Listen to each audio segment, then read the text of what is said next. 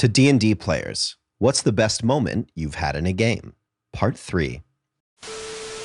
I once shot down an airship commanded by an evil robot zombie Santa Claus with a single lucky cannon shot as our own airship spiraled to the ground in a blazing inferno. The only reason our airship was going down was because I commandeered it from the captain in order to ram the other airship and failed. All the dwarves on board died because an elf took an entire lifeboat for himself. Me and my friends were a basic party: ranger, paladin, cleric, fighter, rogue, and our DM. All of us were fairly new since we started a few months beforehand. I'll tell the story of our greatest accomplishment. At the time, we had messed up our characters. We had alignments we didn't really like, shit start, constantly getting nat 1s, and overall it was a mission for us to play. We tried a new play style because we wanted to see if we prefer other classes. To speed things up, our campaign's threat was a group of strong-ass bosses meant to counter us in every way possible. Being the usual group at 2 a.m., we decided to say fuck it and charge a fortress they were at and just die in glory to play either new characters or a new campaign. Keep in mind, we only had so much gold to get a few sellswords and whatever friends we had earlier to join us on this suicide mission. We walk up to the path and search some bodies and find a map that leads us into the fortress without causing too much alarm. This ended up being bad as one of the bosses was a necromancer and summoned a shit ton of undead in the area.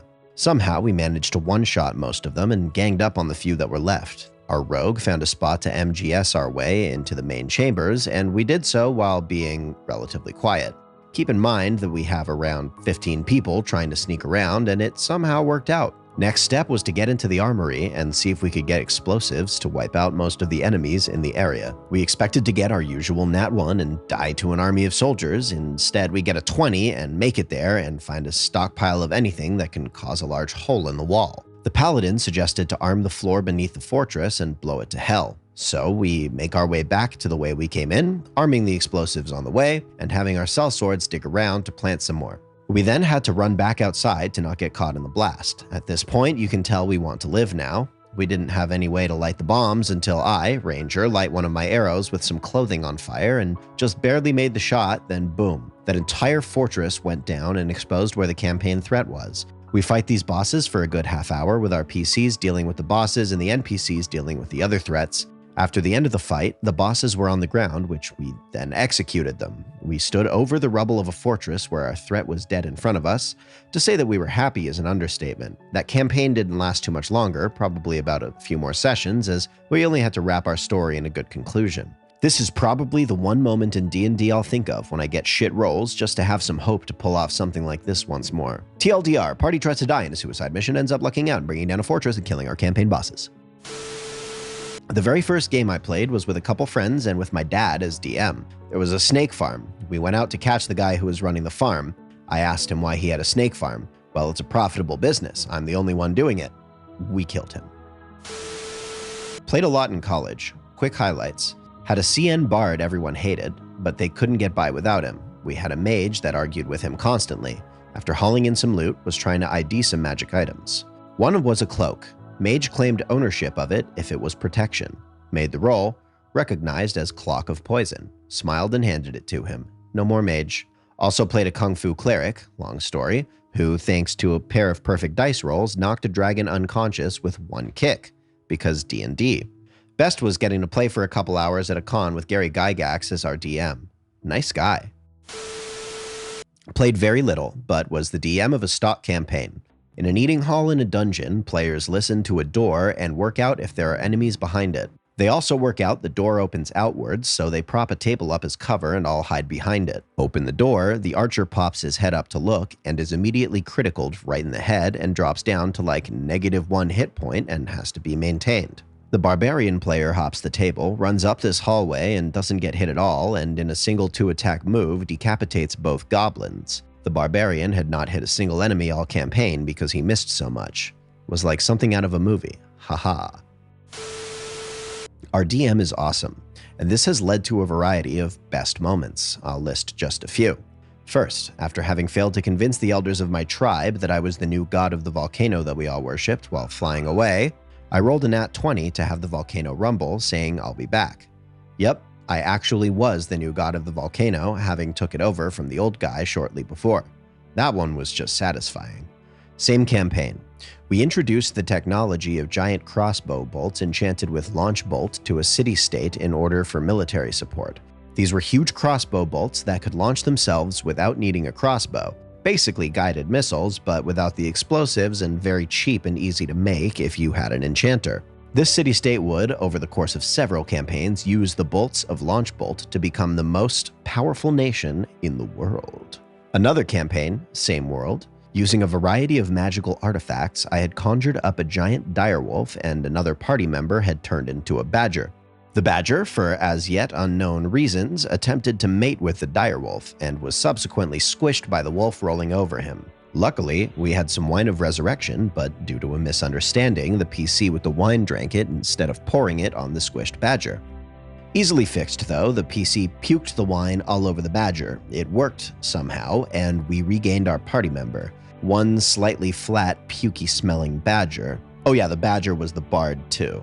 Latest campaign, same world. The gods were disappearing. No one had heard from them in many years. Formerly, they were quite active, and we had caused them to facepalm at us many times before. With the help of the DM PC, who only occasionally shows up, we attempted to scry the location of the gods with some weird hack of a spell using a divination spell and a teleportation network. However, the spell was failing.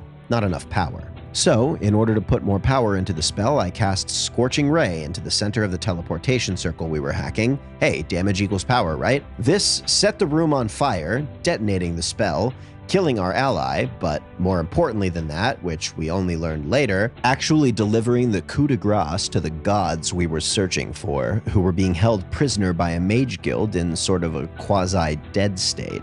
Because we were essentially scrying the whole world, when my Scorching Ray went into the spell, it also hit the whole world. Much diluted, of course, but enough to make everybody in the world feel warm for an instant. Set lots of dry things like grain on fire, especially near ley lines. This ended up winning a civil war elsewhere in the world, and deal enough damage to finish off the almost dead gods. Shout out to you/SoLife, best DM ever.